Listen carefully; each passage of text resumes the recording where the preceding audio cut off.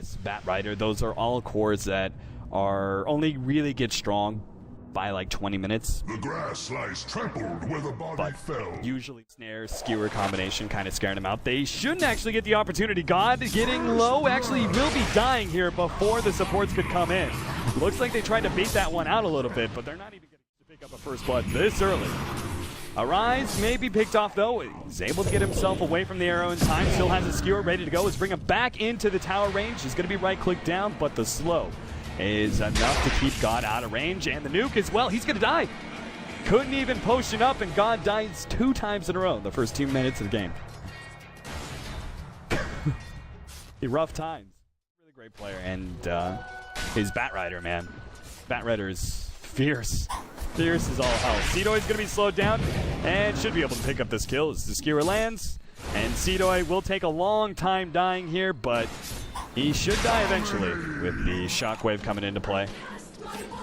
And Arise will lose no time going up to the top lane. Jotum is now going to be caught out by the Bat Rider. They already got the kill on the Naga Siren, and the leap away will get him away. Ace, though, is now going to turn on to BZZ. Was able to get rid of those sticky napalm stacks, but it seems like it's not going to matter as the arrow lands on Ace, but still not enough to save him. Ace, though, maybe going down here. Jotum's a bit low. Ace going to turn around, get a couple right clicks, and does finish off the Mirana before he dies to the Shadow. So Trey's off on both sides. RP goes down. God trying to protect himself. Skewered back. Flame Guard still going through, and he actually may be able to survive getting blocked up a bit too much. Come with me. One step ahead. Arrow lands, and the bottle. God will turn this around and actually gets the kill onto the Naga Siren. Or at least helps the Jotum get it. Now jump in for Arise as well. Arise will also fall. BZZ and Jotum.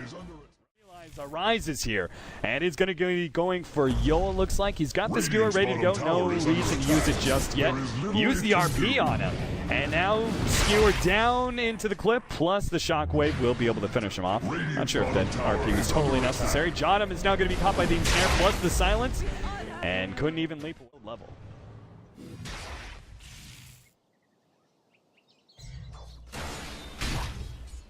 Meanwhile, Hani, who was also a little bit shut down in lane, but not nearly as much as the Ember Spirit. You want to compare these two hard carries.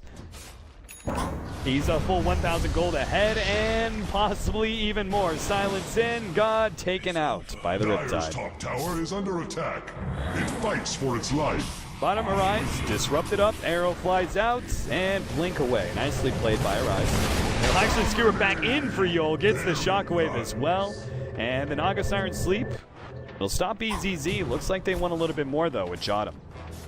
Now they bounce back to BZZ. He already teleported in, so they know he is kind of done for. Severely, and I think we're sitting at a very good position of where they're at right now. Even with those being diminished. Oh, RP back, push in. Jotum, Seedoy is going to be silenced immediately after he gets that cleanse from his Kraken shell. Very nicely played by Arise. Very good timing. And they'll actually now potentially turn this into a push, though. Looks like they have to defend top first. Top tower is under attack. His shell encroach no more. Ace will be flying over the mountain looking for somebody. They do have the wards in place to see him coming, though. And BZZ, while he is going to be slowed down by the sticky napalm, it's going to be the Bat Rider who's in some trouble here. The Furion ultimate is going to bounce around. Ace just straight up gets popped before the rest of Fnatic could respond. And they'll go right back for the push with the Bat Rider down for 25 seconds, and their Tidehunter still has his Ravage. Reviving and teleporting to top lane. I think they've easily got enough to take this tier 1 tower. The problem is, with you're never going to see many like 5-man death ball pushes, like those Pugna type pushes that we used to see, because that net worth lead that you gain from towers is actually even risen up in a few minutes here.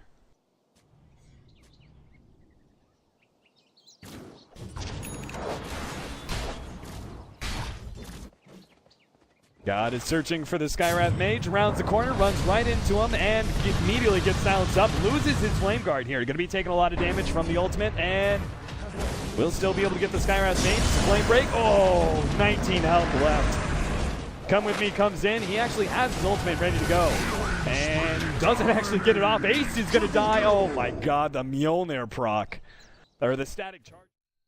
They're not going to let you do this so easily. Moonlight Shadow goes out. Oh, BZZ got bashed.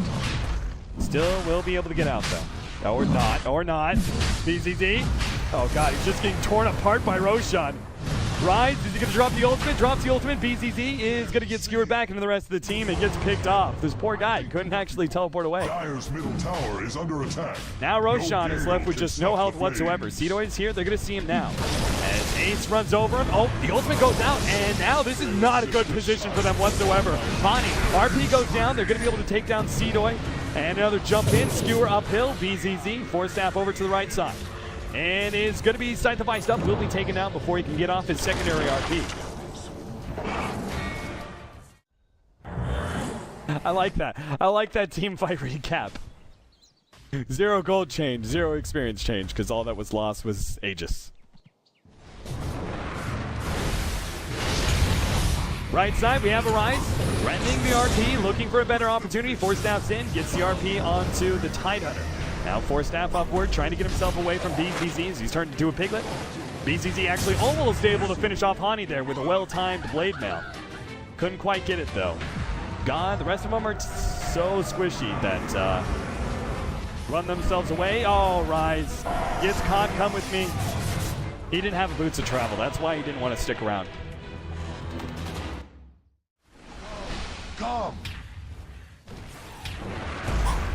I know a lot of it is the current meta. Oh, BZZ, I'm not sure what you, why you thought this one was going to be a good idea. He actually eats the cheese and is still going to be dying.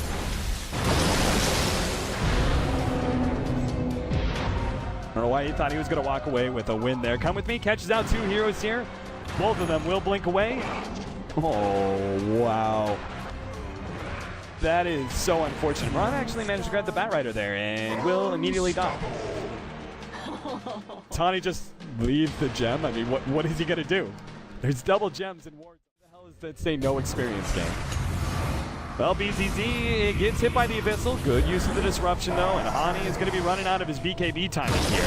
They could blink forward, gets off the Ravage. They need a little bit extra. Ravage number 2 comes in. Hani still very, very tanky. Right, sitting here with the RP. Doesn't manage to get it off before Hani goes down. And now they're going to try and back themselves up. Buyback already from the Furion, trying to make good of this team fight. Rise will lose his life here on the right side. We also have Ace trying to get himself away.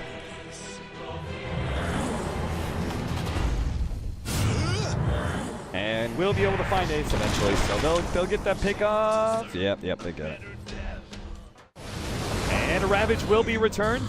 Refresher, there goes the silence. Seedoy has another Ravage ready to go, and he's great position for it too. If he can just get it off in a second, Yule Scepter goes down, preventing him from being able to get it off. Furion, meanwhile, comes in from behind with Hani. They're going to go for Come With Me, and Hani decides to cancel his TP to go for BZZ, but already eating through the cheese. Now Hani in some trouble. What an RP, though, from Arise. Catches all 4. Hani, does he have enough damage to go wipe through it? Sleight of Fist goes out, and they don't. 4-5 heroes go down on the side of Fnatic after that beautiful secondary. That paranoia leads them into sitting in a bad position where Virtus Pro are pushing it. Because they don't have these other lanes split pushing, which is supposed to be the advantage of the Naga side. Those other lanes aren't actually threatening anything in return for this push. BZZ comes in. Whoa, Jesus. There goes the Skywrath Mage, and there goes BZZ.